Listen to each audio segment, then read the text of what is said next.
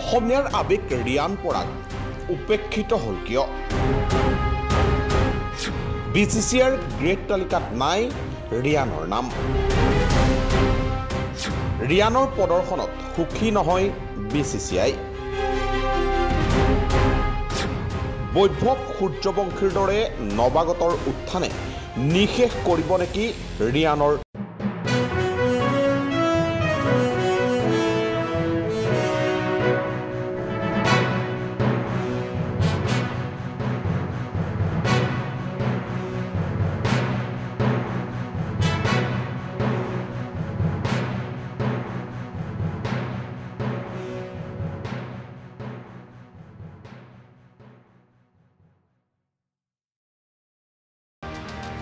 বিশেষকৈ শেহতীয়াকৈ IPLত ৰিয়ানৰ প্ৰদৰ্শন মুঠেও সন্তোষজনক নহয়। ৰাজস্থান ৰয়েলছক নেতৃত্ব দিয়াৰ সুবিধা পোৱাৰ পাছতো উজলি উঠিব পৰা নাই ৰিয়ান। তাৰ পৰিপ্ৰেক্ষিতত BCCIৰ কেন্দ্ৰীয় চুক্তিৰ তালিকাত নাম অন্তৰ্ভুক্ত নহ'ল সম্ভাৱনাময় খেলুৱৈ ৰিয়ান পৰাগৰ। শেহতীয়াকৈ BCCIয়ে প্ৰকাশ কৰা কেন্দ্ৰীয় চুক্তিৰ তালিকাত 5জন নতুন খেলুৱৈৰ নাম অন্তৰ্ভুক্ত হ'ল যদিও উপেক্ষিত হৈ ৰ'ল ৰিয়ান পৰাগ।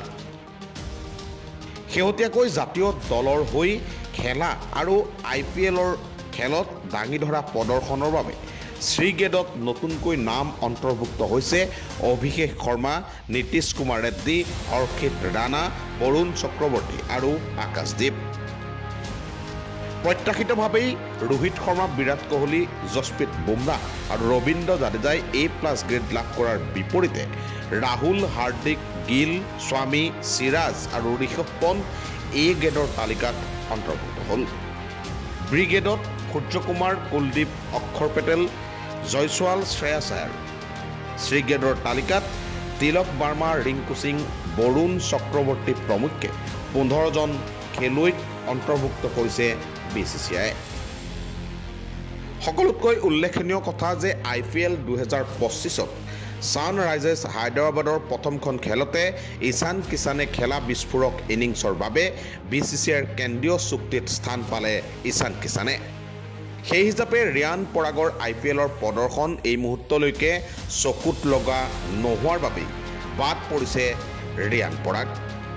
এটাও অৰ্ধশতকীয় ইনিংছ খেলিব পৰা নাই ৰাজস্থান ৰয়েলছৰ মূল বেটছমেন হোৱা স্বত্তেও ৰিয়ান পৰাগৰ বেটৰ পৰা অহা নাই অৰ্ধশতকীয় ৰান।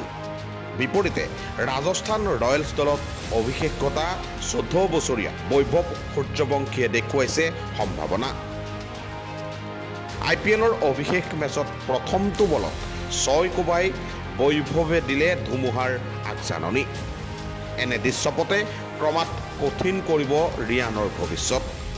সময় থাকোঁতেই নিজৰ ইমেজ বনাওক ৰিয়ান পৰাগে। কেৱল এটিটিউড দেখালেই স্থান লাভ নকৰিব ভাৰতীয় জাতীয় দলত। প্ৰতিভা থাকিলেই নহ'ব, প্ৰদৰ্শন কৰিব পাৰিব লাগিব। অন্যথা সময়ৰ কোবাল গতিত হেৰাই যাব ৰিয়ান পৰাগ, যিদৰে হেৰাই গৈছে একাধিক প্ৰতিভাৱান cricketer. News desk report, Assam স্পন্দন।